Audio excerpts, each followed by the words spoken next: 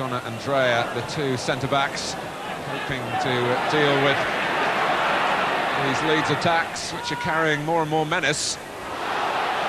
Chapman, shot is there, now Strachan, trying to loft it to McAllister. The linesman is flagging, an infringement by James, and it's a penalty. James was holding McAllister there. So here goes Strachan, 1-0.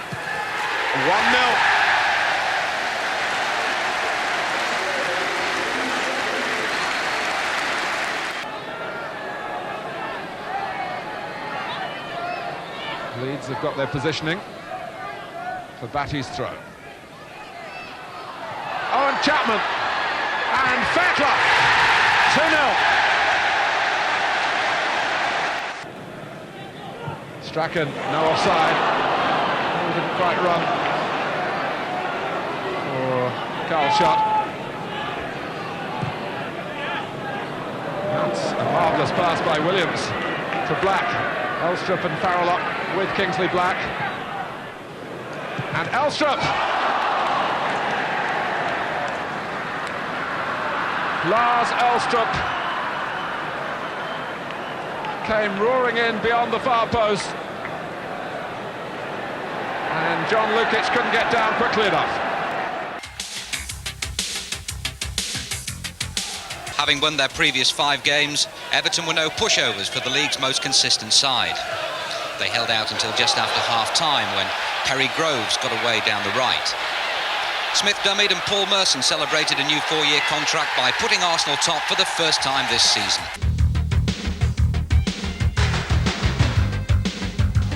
There can't be many First Division teams that relish playing Wimbledon, but Liverpool have more reason than most to fear the worst. Who can forget the FA Cup final defeat 3 years ago? At Anfield, in front of 35,000 anxious fans, the league leaders managed to overcome early signs of nerves. And employing tactics more akin to the South London side's style of play, they even took the lead. Steve Staunton here picks the ball up in his own half and hoops a spectacular clearance upfield. Enter John Barnes at a rate of knots, an unstoppable shot past Hans Sagers. No wonder they're prepared to pay top money in Italy and France for Barnes' services. But Liverpool have shown signs of fallibility after their early season brilliance. Sure enough, 7 minutes from the end, a free kick from Warren Butt sped past the unsighted Bruce Grobbelaar. The Wimbledon jinx continues, the point shared.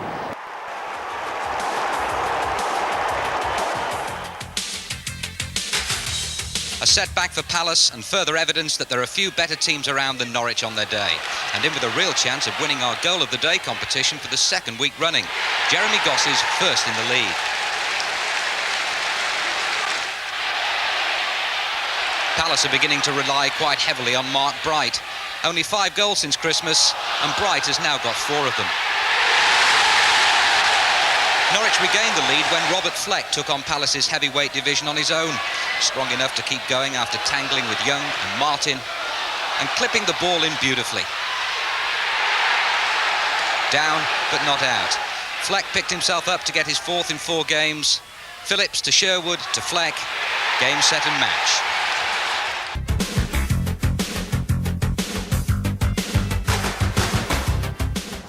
Queen's Park Rangers had lost their last 3 games, so must have been grateful to striker Mark Falco when he volleyed them ahead against Manchester United. A lot of responsibility on Falco's shoulders, with top scorer Roy Wegerle out for 6 weeks.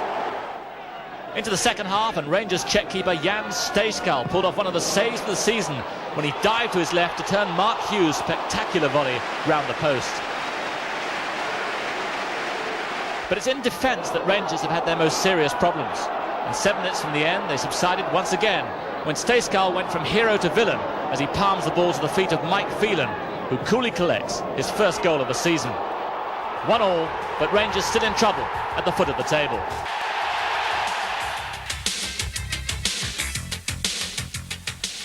One, 2, 3, 4 seconds. The fastest booking on record, Vinnie Jones.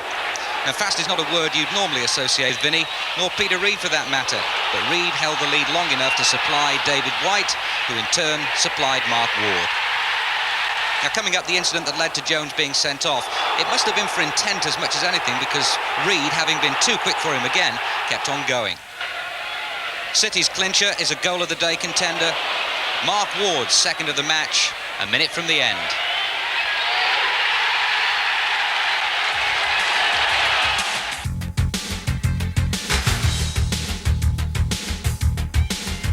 With Italian clubs once again showing an interest in some of England's top players, Nottingham Forest international defender Des Walker has again found his name linked with big money transfer talk this week. What a time then to score his first goal for Nottingham Forest in the wrong net. Walker had been put under considerable pressure from Southampton's young striker Alan Shearer, but his ungainly lunge at the ball will go down as an embarrassing aberration. Shearer, though, gets full marks for initiative. It was Walker's England colleague Nigel Clough who saved his blushes minutes later when he reacted quickly to place the ball first time through a crowd of players, putting Forest back on level terms. 11 goals this season for England international Clough. Worst news of the day, though, for Southampton was the knee injury to the First Division's top scorer Matthew Le Tissier, just 4 days before the Rumbelows Cup quarter-final replay at Manchester United.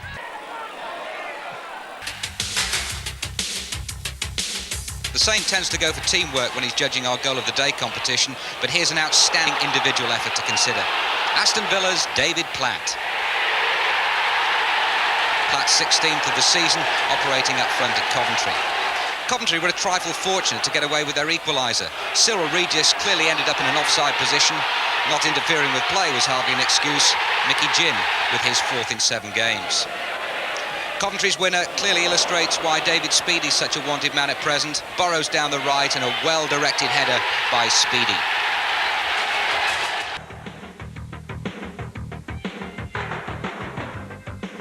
A frustrating week for Chelsea on and off the pitch. They've until next weekend to appeal against a £105,000 fine imposed by the Football League for illicit payments to players. Gordon Jury knows the feeling. His header tipped over by Tony Norman. The Blues could have done without a spirited performance from the resurgent Sunderland. Dave Besant made a string of first-half saves to keep the Londoners in the match. Into the second half, and a move of rare quality from Sunderland, with striker Marco Gabbiadini feeding the ball out to the right. And when the cross eventually comes in, Colin Pascoe is there to head home his 4th goal of the season. In the dying minutes, Chelsea's misery compounded when striker Gordon Jury, one of a crowd of players who somehow fails to force the ball across the line for the equaliser. Jury later sent off for a late tackle, but 3 points for Sunderland to lift them out of the bottom 3.